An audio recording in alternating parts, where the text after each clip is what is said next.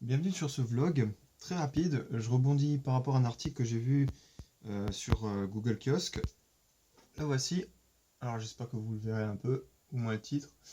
Donc en gros, ça parle d'un Gugus qui travaille à la direction de Bouygues Télécom et qui va tout simplement arrêter son taf ou le mettre de côté de manière assez importante, hein, genre prendre des congés ou se faire remplacer pendant quelques temps pour aider justement Macron. Voilà, j'en sais pas plus que son nom, qui souhaite se présenter à la candidature présidentielle, si je me plante pas. Et cette personne va tout simplement la conseiller sur, sur les questions régaliennes. Après, il y a un petit détail sur ce que ça veut dire. Donc en gros, ça veut tout simplement dire entend se mettre au service ses compétences en matière juridique plus que sa connaissance au secteur des télécoms. Il a noté. Bref. Donc, en gros, c'est tout ce qui est la loi, euh, tout ce qui est bon, la télécom évidemment, puisque c'est son job. Mais en fait, ce qui m'a surtout choqué, c'est le fait que cette personne qui travaille dans une entreprise, dans un domaine très précis, puisse passer d'un milieu à un autre sans aucune transition, telle qu'elle. Et là où c'est embêtant, c'est une chose qui se fait assez couramment, mais là c'est embêtant parce que c'est du domaine public et ce qui est encore plus embêtant, c'est que il y a des personnes qui sont compétentes, qui ont été formées pour ça, et ça sent très très fortement le copinage, ce qui est, on le sait tous maintenant que ça fonctionne que comme ça, mais ça fait toujours aussi mal de s'en rendre compte réellement, de voir ce genre d'attitude. Sachant que politique et télécom, même s'il y a des similitudes et même s'il y a une certaine transdisciplinarité, ça veut dire qu'on peut passer d'un domaine à un autre sans forcément tout réapprendre, on peut réutiliser ce qu'on a appris, réappliquer ou faire des parallèles qui nous permettent d'acquérir les compétences du nouveau domaine plus rapidement.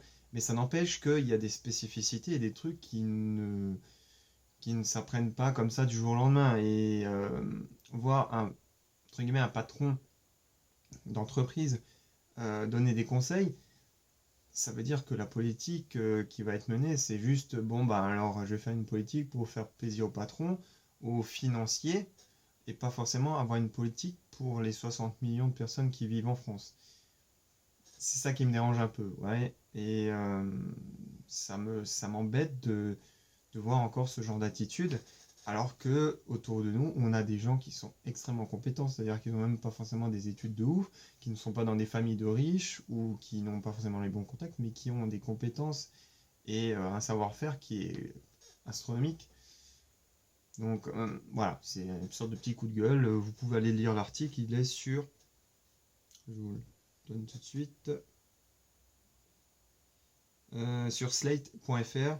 Et en gros, le titre c'est Didier Casas quitte Bouygues Télécom pour Emmanuel Macron. Voilà, vous tapez ce titre et vous trouverez tout l'article plus complet.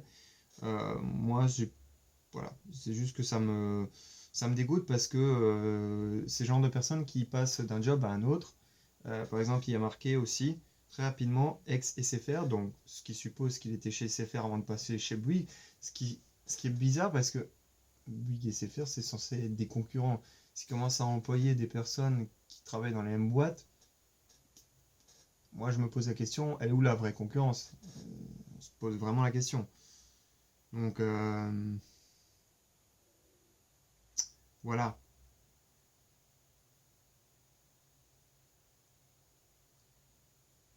Enfin bref, c'est un petit milieu qui est vraiment très refermé et quel que soit le domaine, dès que ça touche à des postes très très hauts, c'est toujours la même personne qui tourne. Que ce soit en politique ou en finance, hein, dans l'entreprise c'est pareil. Toujours les mêmes personnes qui tournent. Ça me dérange pas en soi. Le seul souci, le seul problème, c'est que c'est pas forcément les plus compétentes. Voilà. Il y en a qui pensent avoir des compétences, mais qui font ça plus par défaut, mais ils n'en ont pas forcément conscience. Ce qui pose des gros préjudices quand on est censé être une personne qui doit donner une direction et des directives claires, précises, nettes, en conscience de cause, c'est en sachant exactement ce qui va se passer derrière, avec toutes les conséquences. Sauf que visiblement, il y en a qui savent pas faire autre chose que d'avoir une attitude assez paternelle et assez arriérée, surtout dans ce type de domaine où on ne peut pas avoir ce genre d'attitude. C'est vraiment beaucoup trop complexe pour être aussi simple que ça. Malheureusement, voilà. La plupart, c'est ça. J'ai rien d'autre à dire. Si vous avez des retours, les commentaires, c'est fait pour ça. Likez, favoris, abonnez-vous, etc. Blablabla. Et je vous retrouve pour d'autres vidéos. A plus.